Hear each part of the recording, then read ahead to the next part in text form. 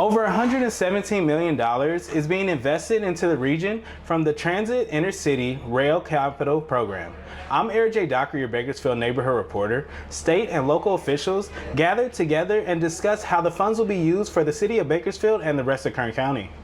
Wednesday, the Golden Empire Transit held a press conference to celebrate being awarded the multi-million-dollar grant from the Transit and Intercity Rail Capital Program. So here we accomplished really a transformative investment in transit here in Bakersfield. And what we're getting done here is something that's actually rare to see on a first-time application.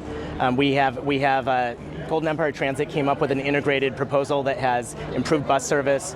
It's got zero-emission vehicles with hydrogen fuel. Chris James, the CEO of GetBus, tells me the grant wasn't easy to apply for, but because of his staff members, they pushed through and got it done for the community.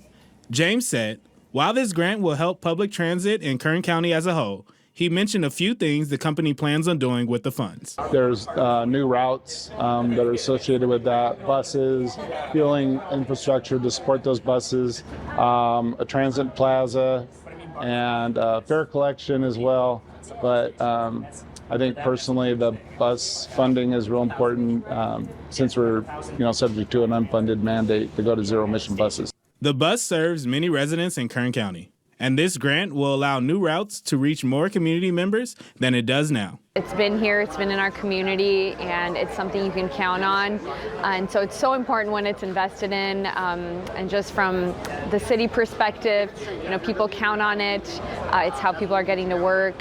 So we're really glad that we have public infrastructure. Board members of GetBus tell me the upcoming projects they are most excited for. The hydrogen buses, that's one. The downtown housing is awesome. The routes we'll have quicker headways on some of the routes. There's some bike share in there in the grant, and I'm excited about that.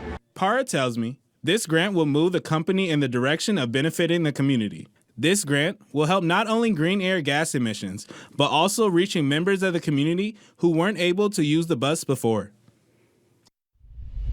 Organizers tell me this project won't happen overnight, but they do have a set completion year of 2029.